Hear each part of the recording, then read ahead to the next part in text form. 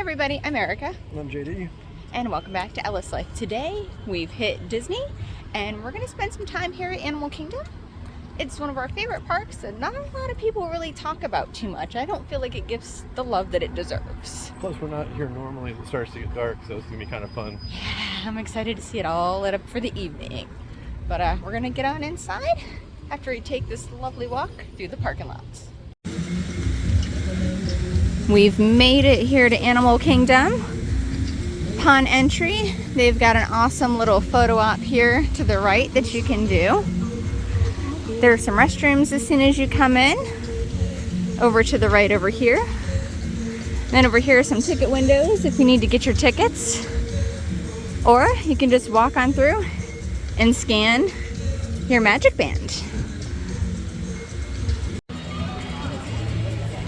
So Disney Parks does still have their physical maps for those of you that collect such things. So they've got them in various languages here. Of course, English, German, Dutch, French, Portuguese, Spanish, Japanese. That's pretty awesome. And I think we're gonna go ahead and head on over to Kilimanjaro Safari. Now there's Rainforest Cafe in here as a place to eat. We're gonna walk on through this side. If you come in and go to the left, it's gonna lead you over to Pandora and a few other cool places. And the best thing about Animal Kingdom is, yes, they've got rides, but they've also got amazing wildlife everywhere. So everywhere you see, they've got wildlife, and these guys are absolutely beautiful. Listen to that water. It's gorgeous.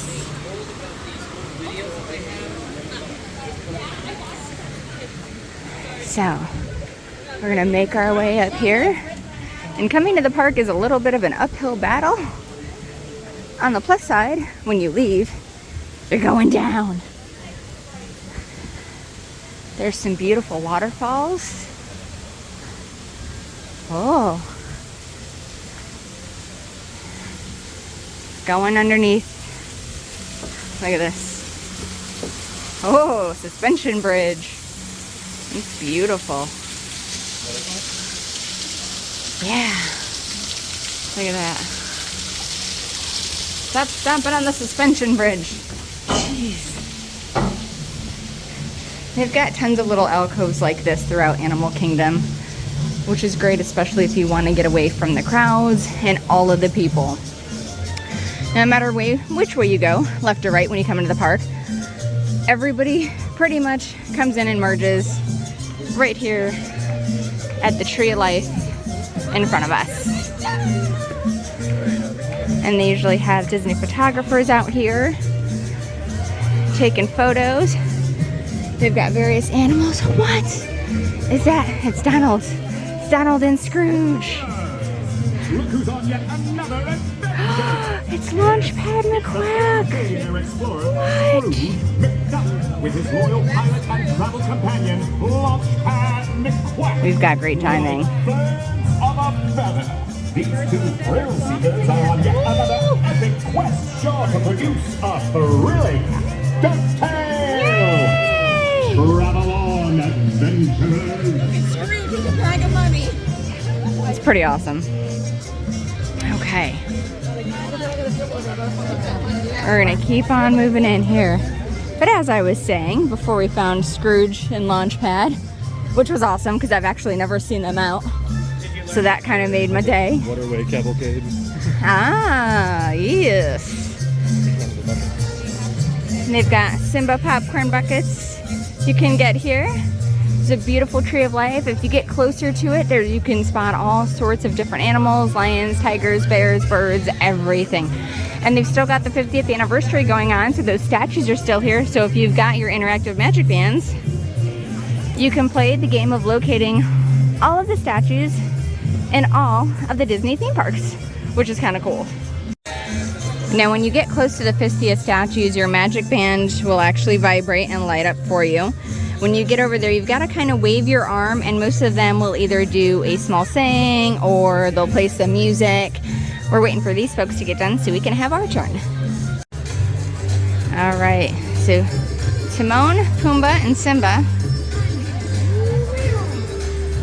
And if you wave your hand, it'll pop up on your Disney Play app and show that you've gotten those characters. And it vibrates too to let you know that you've gotten them. That's pretty fun. So across from Timon and Pumbaa in front of the Tree of Life, we've got Bambi. That's awesome. And what were you saying, GD? You were saying this park only has how many statues? There's only 4 here. That's it? Yeah. Wow. Quick and easy. Kind of surprised. All right, so there's Bambi. So we've got 3. We've got 1 more to get. Hang on. There's a map for that. We've got Timon and Pumbaa up here. Coming this way is Avatar. There's some restaurants. If you come over here, they've also got little signs that'll tell you where everything is. So we're Rafiki's Planet Watch, Africa, Dino Land. It's tough to be a bug. But right now, we're heading over to ride Kilimanjaro Safari. On our way, we've come across some cotton top tamarin monkeys. These guys are so cute. See if I can zoom in a little bit for you. Look at him just hanging out. There's one crawling across up top there. Imitation of a spider monkey. He's on a mission.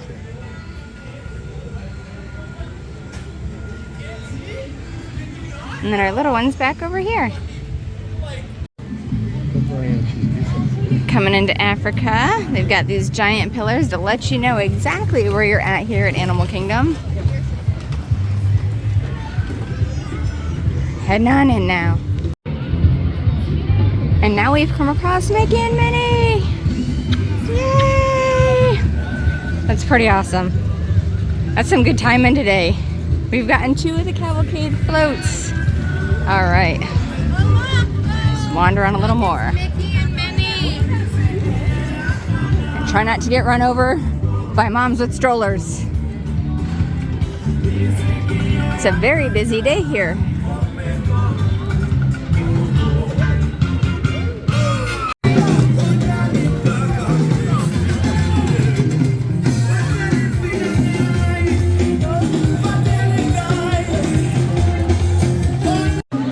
All right, I think we've made it, and it looks like, is that really only 10 minutes? All right, let's go.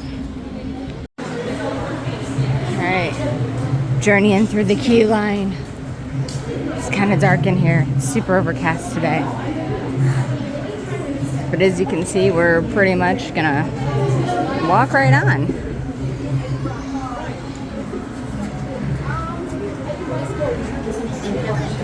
They got a little thing about the safari on the TVs as you're waiting in line. They talk about some of the animals that you're gonna see. All kinds of cool stuff. It's a line ride. Dun dun dun. As we're in line, you can kind of see the ride vehicles waiting to take on some new explorers on the safari.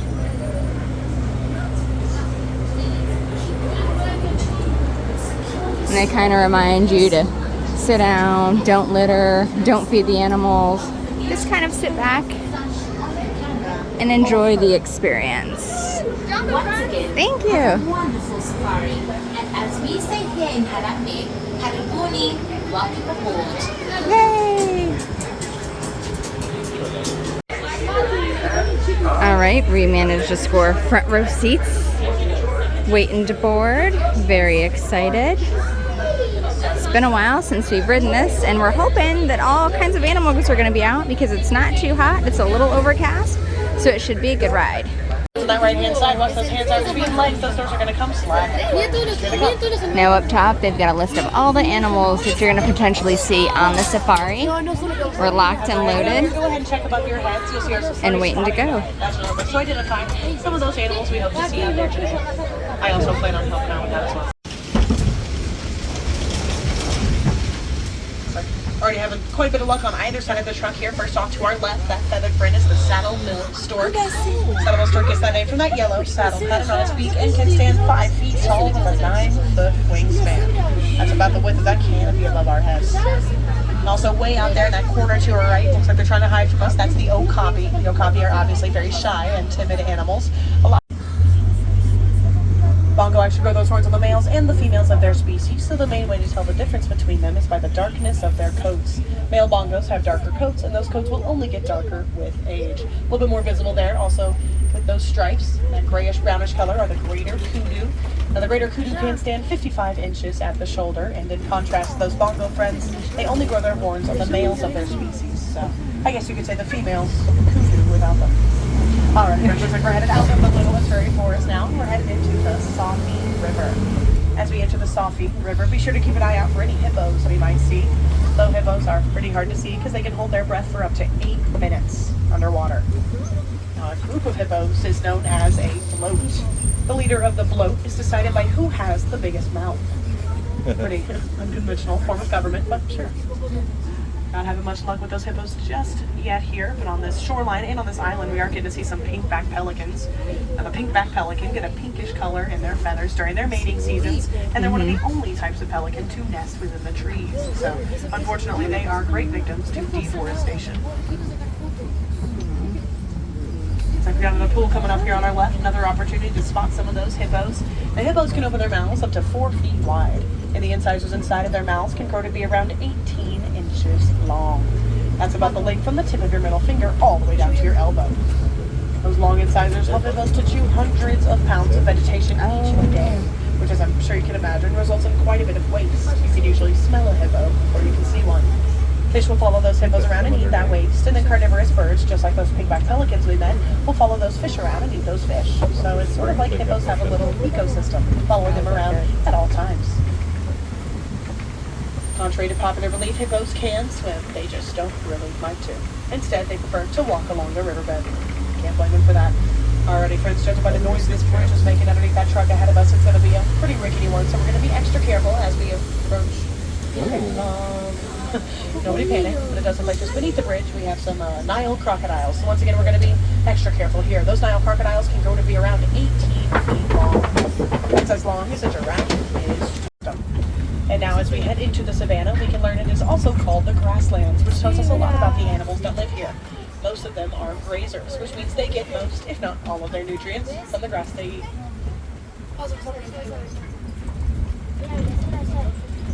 Animals here in the savannah will also use their gifts to help each other out in order to survive. For example, giraffes will use their long necks to scan over the horizon and look for predators, and they'll be sure to let their friends know if they see any so that everybody has time to get out of the area. Very nice of them. Giraffes, like us, actually have 7 vertebrae in those necks. The difference is, however, their vertebrae are the size of our heads.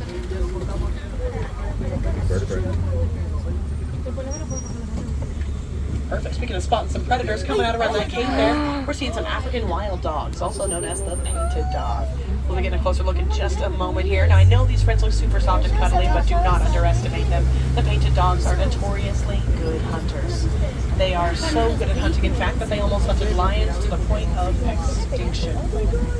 One strategy that these painted dogs use is taking turns chasing their prey until that prey is exhausted. Strategies like this help these guys to come out with a 90% success rate while hunting. That's like an A-, pretty good. Also out there to our left with those long curved horns, seeing the sable antelope. You actually might recognize those guys from the sign we saw right before we entered. The sable antelope are the emblem for the Harambe Wildlife Reserve because they are fighters in nature, and we like to fight for their conservation. They use those long curved horns to defend themselves from any predators that might attack from behind, and I'm sure they get amazing back scratches as well. Also on either side of the truck here, got some termite mounds. These termite mounds are harder than cement and act as lookouts and scratching posts for various animals here in the savannah. It's like up ahead. But we've seen a couple more grazing friends with these black and white stripes. These are the Hartmann's mountain zebra. Now the Hartmann's mountain zebra are the only type of zebra to grow something called a dewlap, which is that little piece of skin just below their jawline. That dewlap is going to help out with blood circulation, which is especially important for the Hartmann's mountain zebra because their hearts are 3 times the size of a normal plain zebra. And a group of zebras, as we're seeing out there, is known as a dazzle. I think that's the perfect name for those guys. We're going to be seeing a lot more of these grazing friends out here on the horizon as well to our right. First off with that silver color, we're seeing some wildebeests. And these wildebeests will travel in herds, and during their great migration, these herds can reach up to 1.5 billion. To put it in perspective for you guys, wildebeest herds during their Great Migration can be seen from a space satellite. So these zebras a lot closer up here. It's actually very interesting that we're seeing zebras and wildebeest hanging out here in such close proximity. Zebras in the wild will befriend wildebeests. They will eat with them, drink with them, share their hopes and dreams with them. Isn't that sweet? And then when a predator comes along, the zebra will kick the wildebeest in the face to stun it, so he has time to get away. Don't be afraid of zebras, guys. Get a little closer up to these wildebeest on the right here. Now the wildebeest, a group of them are known as a confusion. That's because they don't really look where they're going when they run. They stampede blind, as we say. And as we know, that can be pretty dangerous for other animals out here in the savannah. Just behind the wildebeest there with those super long horns, we're seeing some Ankole cattle. Ankole cattle horns can reach 6 feet from point to point, and although those horns look super heavy, they're actually very light. That's because they are filled with a honeycomb structure that helps out with blood circulation and cools the Ankole cattle down on hot days here in the savannah. So it's sort of like AC for the AC. I think this rain is freaking these giraffes out up ahead. They've started to run around just a little bit here. Giraffes can reach up to 35 miles per hour, and as we'll see in just a second here, when they do, it kind of looks like they're running in slow motion. Really cool sight to see. Once giraffes do start to run like this, usually everything else here in the savannah will start to run because, again, they look over the horizon and scan for predators. So a lot of the animals think the giraffes saw something they didn't, so they'll start to run with them. And as we discussed, that can be pretty dangerous with those wildebeests. There they go. Look at them, slow motion because their limbs are so big. Also up ahead here in this beige color, we have some eland. These are the largest type of antelope. Got the male closest to us, a little bit larger, female just behind him. Something real cute that male eland will do is stick his horns deep into bushes and shrubbery to come up with a sort of flower crown on top of him. He does that to impress that lady eland. Chivalry is mounted. Other than that, looks like not much else going on through the last half of the savannah here, so we'll go ahead and head on into elephant country. So you know what that means. Anywhere with a lot of mud and water here, and after we can expect to see some elephants, and hopefully we do. We're specifically looking for the African elephant. African elephants are, you guessed it, from Africa. And that's easy to remember because their ears resemble the continent of Africa. Just before that, though, looking for some monkey business on our left-hand side. It looks like we are seeing the mandrill. The mandrill are the largest and most colorful type of monkey and can live both in the trees and on land. Does anyone know who we might recognize these guys as? They are Rafiki from Lion King. Keeping an eye for those elephants on the left here as well. The elephants are the largest type of land mammal, reaching weights over 14,000 pounds in some cases. Despite that large size, elephants are terrified with the sight and sound of weeds. Knowing this, a lot of farmers in Africa will surround their crops with something called beehive fences to help protect them from trampling elephants. Saw the butt. And as I'm sure you can imagine, this also helps those elephants to avoid some pretty dangerous situations with those farmers as well. And because elephants never forget, when they hear or see these weeds, they will warn the rest of their herd, and that herd will not return to that land for another 15 to 20 years. Wow. Talk about holding a road, sorry. These fences also provide sanctuary for the already dwindling bee population, as well as produce honey for the farmers to sell and provide for their families. So it sounds like everybody wins. They're actually currently researching whether or not those bees then go on to pollinate the crops they surround. So it could be a win-win-win situation. Funding for that research is provided by the Disney Conservation Fund, which is a super cool thing to be a part of. You'll probably hear me talk about it a couple more times throughout our journey. Until then, looks like up ahead we are going to be surrounded by some red clay pits. So be sure to keep an eye out for any tusk marks we might see.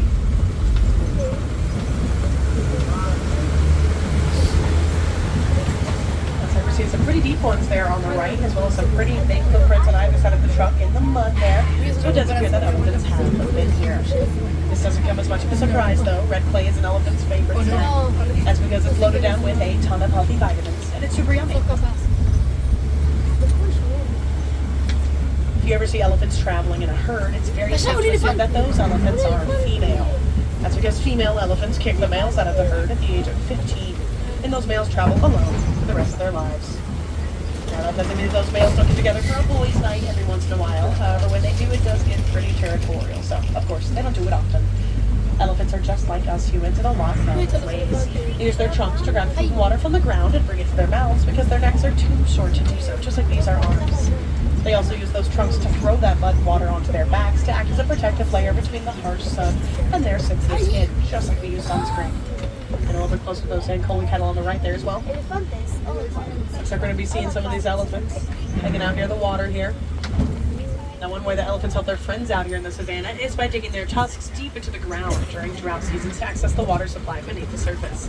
And they'll be sure to leave those holes open for their friends to access, making sure everyone here in the savannah is nice and hydrated. If you couldn't tell by now, elephants love water, which is real convenient because they always have their trunks on. Thank you. No one ever laughs at that one. It's probably because it's bad. Also up ahead here to our left, looks like we can expect to see some greater flamingos. Now, I have to let you guys know I've heard quite a bit of commotion about some baby flamingos hatching recently.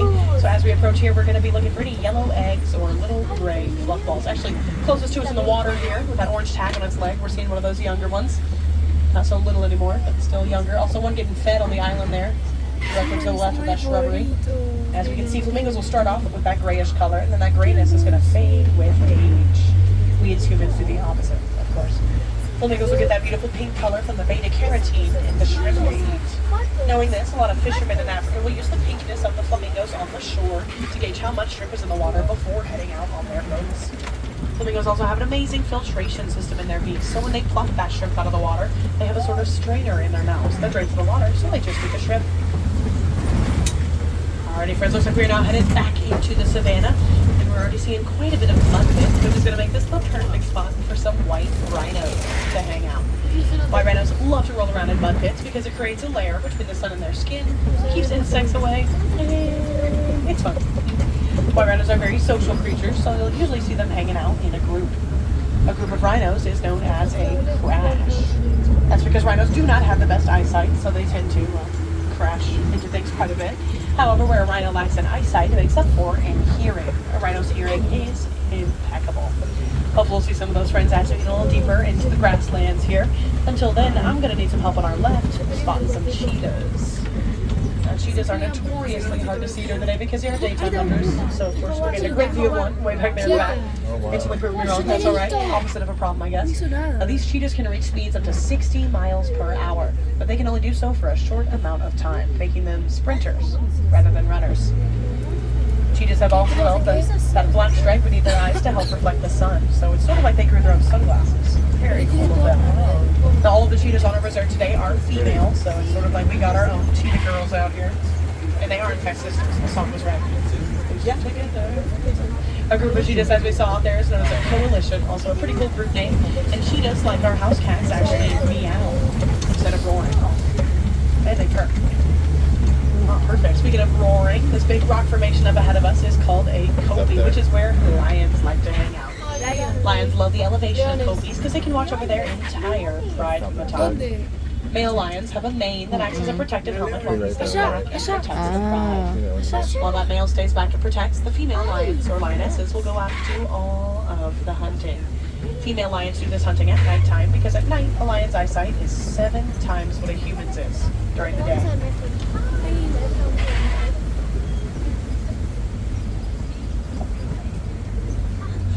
A little bit better as we loop around here, as our friends are going to be showing us when lions are not hunting or protecting the pride. They spend anywhere from 16 to 20 hours a day resting. Wouldn't that be nice? We have that male laying with that lioness closest to us here. You can barely make out that mane. Let me see if when we get around you can see it a little bit better. But once we do see that better, you might recognize this handsome fella. The live-action Lion King modeled Simba after him. So, looks like being a celebrity.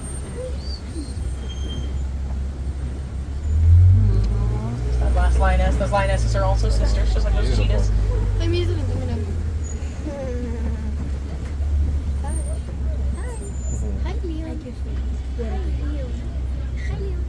Now another friend that we might recognize from the Lion King coming up on our left is going to be the warthog.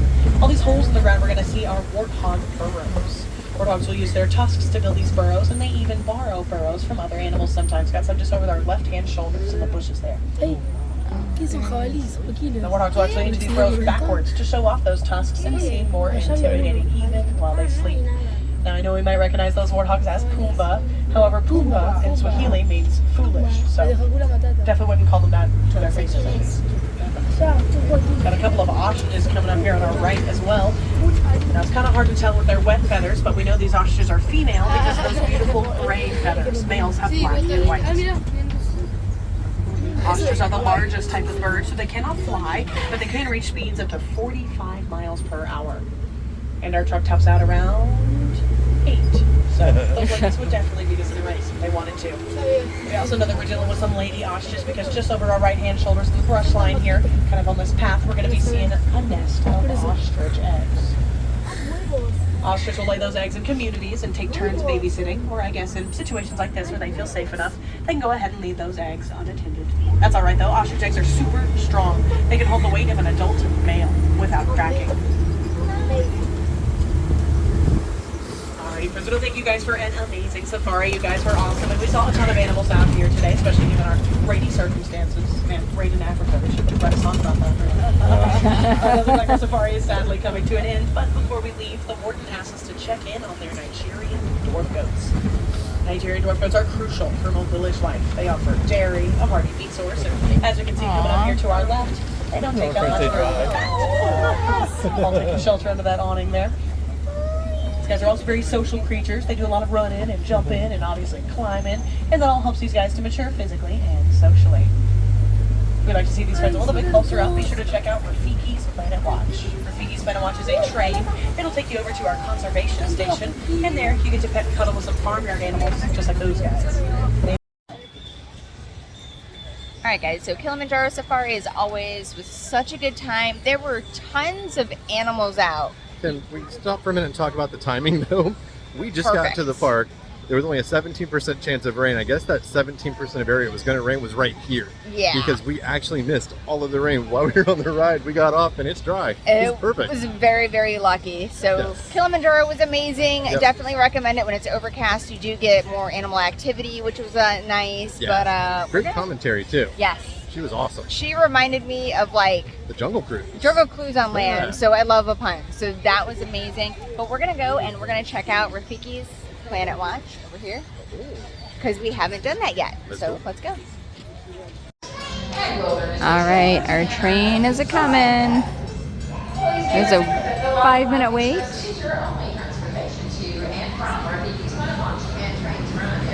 And there she blows. The Wildlife Express. Yay!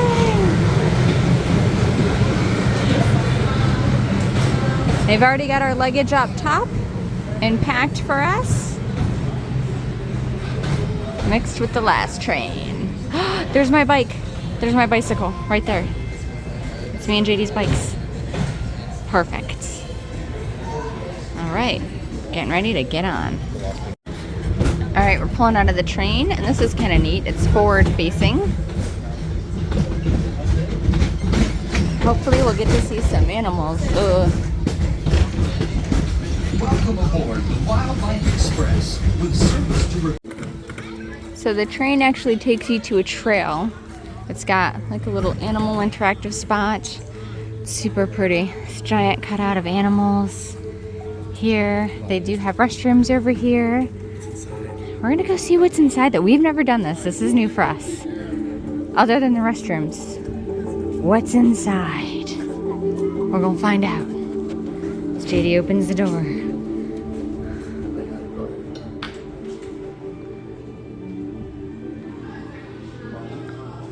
This is really pretty.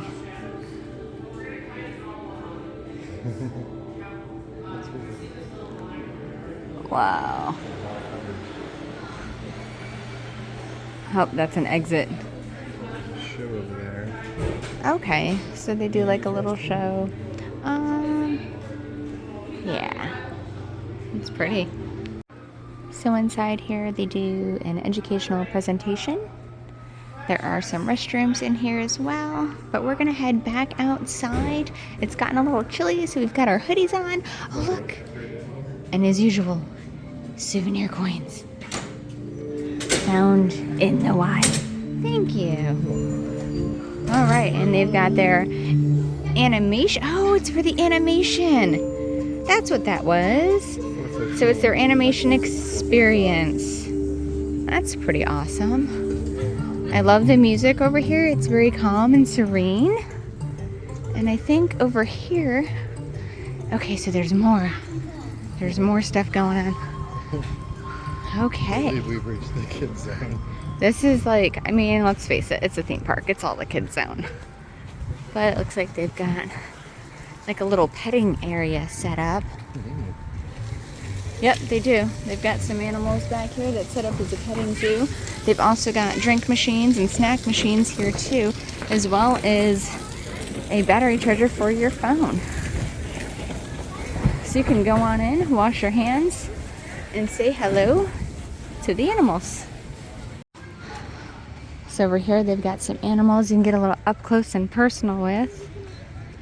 Check out this guy, he's just chilling. Hey buddy. Hi buddy. Look at those horns. Those are gorgeous. He's like, I'm having a snack. He's munching. He's hungry. I don't blame him. Look at the joy. Look at that. Handsome man. So handsome. He's handsome too. He's like, I'm good. He's like, I'm good. Oh. Alpacas. Here's all the jokes. That's an alpaca, I want to say. And that was sheep's. Making the noises. So he's just kind of chilling out. Sheeps are wandering. Today's jokes are brought to you by JD. Look at these guys. Oh. It's like their own little playground. You got little steppies so they can step up nice and easily. Enrichment Center. It's chilling on the bridge. There's a big there. These guys are pretty cool. I love that. I love that they set up a little center for them. Oh, look at all these guys. Sheeps are very vocal. Jumping on all the things. They're so pretty. So yeah, the train takes you over to this cool little area where the animals are just kind of roaming freely. Like this guy. Like this guy right here is just hanging out. He's like, I do what I want, guys. Oh, a couple of them over here. They're so pretty. And you're right, she was an alpaca over there. These guys are pretty awesome. JD's making new friends. JD's making friends. Aww. You can touch, you can pat, be super nice. Closing them in. Smart. You got a sheep over here. Ones are beautiful.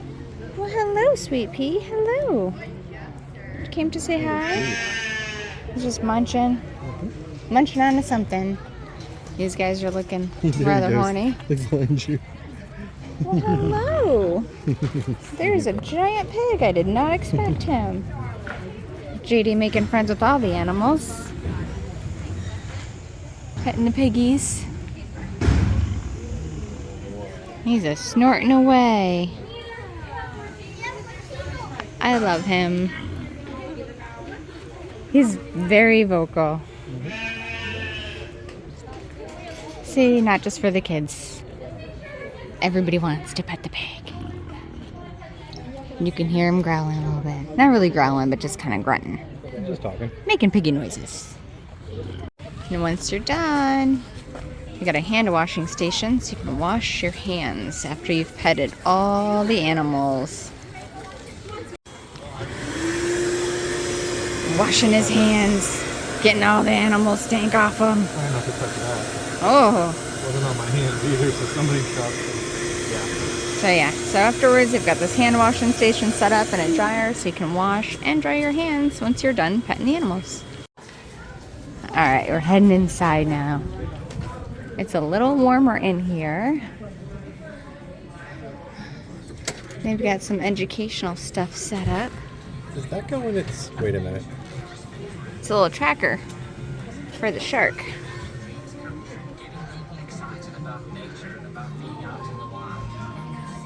Wow. So this is really cool. It's like a little educational center inside. They talk about climate change, the dangers of poaching, what you can do to help. This is really cool.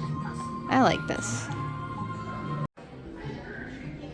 So here they do ask, you know, they've got little signs about keeping their home clean, and they show what happens when animals ingest some of the trash and where it ends up. This is a turtle, x-ray of him. And that's what can happen to your trash. It's what's left around in their habitat. And then here you can go into your sketch times. We're just kind of take in this little area here, little educational center. Talk about some butterflies, the vanishing world's lost kingdoms, tracking tiny monkeys. They've got the little trackers there for those monkeys, and how they track them with their VHF radios. That's neat. And they've also got some exhibits where you can see some bugs, some reptiles. Here they've got some frogs. If we come over this way, this is where they give the exams to some of the animals. And if you're here on a special day, sometimes you can catch an exam happening. They've got some of the medical equipment used to take care of the animals. JD pointed out they've got the MRI CAT scan machine. They've got the bed here with that light. There's a Mickey over there, dressed up in surgical gear. So this is where they would take the animals and give them some of their diagnostic imaging and exams.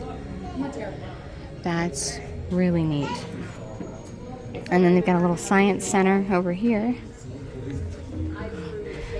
Match the feces with the species, everybody's favorite game. Every time we go somewhere, somehow poop comes up. Poop happens? We always find poop in any exhibit that we go to. It's quite something. And then over here they've got their animation experience. Which I think we're gonna skip out on because we're getting kinda hungry. So we're gonna head on out of here and get something to eat. I'm gonna go around the long way. As we're working out, you see all the little bugs and things set up. And they've got some folks back behind the glass talking, showing off some critters. This is a neat little spot. All right, JD, what do you think of this little area? It's great for children. It's very educational for the kids inside. Really promotes conservation, which is really cool. I like petting goats and pigs. Not very exotic, they're domesticated animals, but still something fun to do. I mean, it's nice. A little added bonus here at Animal Kingdom that doesn't really get talked about a whole lot. I feel like it's something that some folks may miss if they're out here. So if you do that little train ride, it'll take you back here and you can do a little animation class. You can check out some animals and pet them. Take a look at their pollination garden. And they've got signage that talks about the importance of pollination. They've got little signs that tell you along the way some of the important things that you can do. But this was kind of neat. I like it. I like discovering new things at the parks. This is definitely something that we've not done before. So we're gonna hop on that train and head back over. And there's our train to take us back.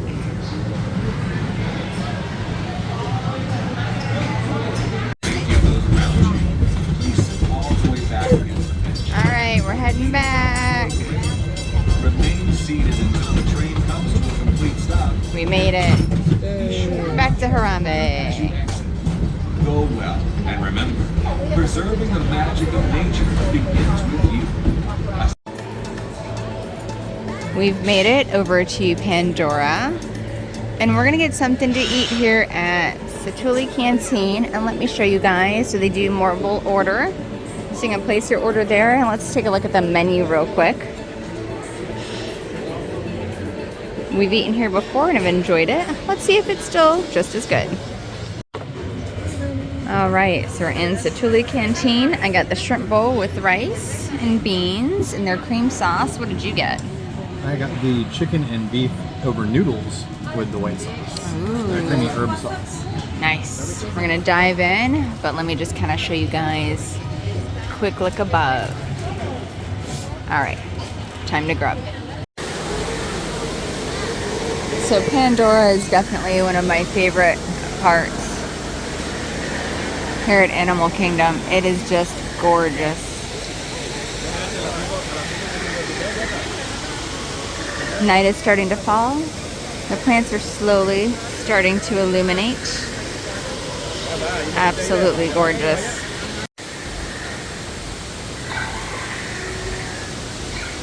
Oh wow. That's beautiful. So yeah, it's starting to get dark and plants are starting to come alive. It's pretty awesome. You guys a quick little pan here. Floating rocks. There we go. Give you guys a better look at those floating rocks. They've got a couple of photo pass options set up here.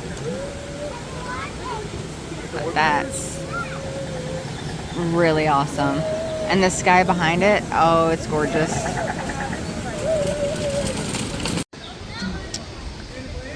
It's getting darker and Pandora is starting to come more alive. You can see some of the trees in the distance. Wow, rock formations over here lit up. Those are pretty. This is our first time seeing Pandora in the evening.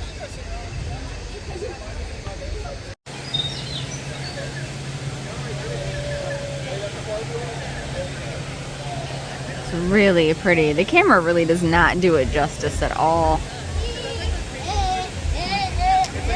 I wanted to see these little pods over here that are swirling and twirling.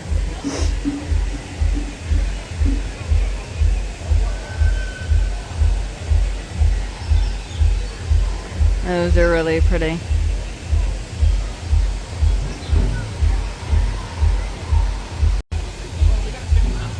The ground over here is glowing a little bit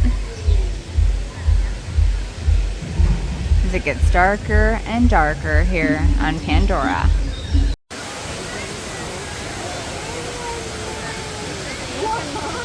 That beautiful water fountain. Some more plants that are glowing. Some on the ground here. But the colors on that waterfall are beautiful. Wow. Wow. This place at night is beautiful. Just beautiful. I can't get over how pretty this is.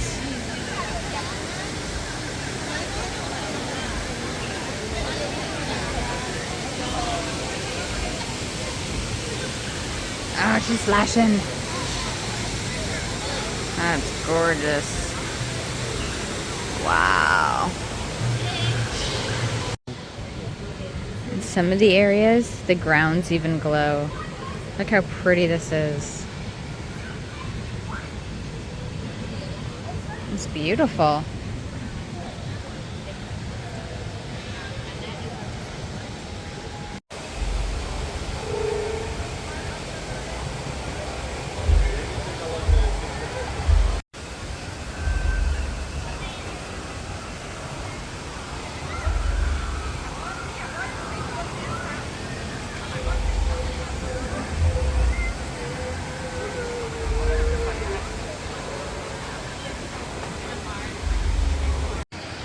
Nice angle to get everything, especially with a limited amount of people.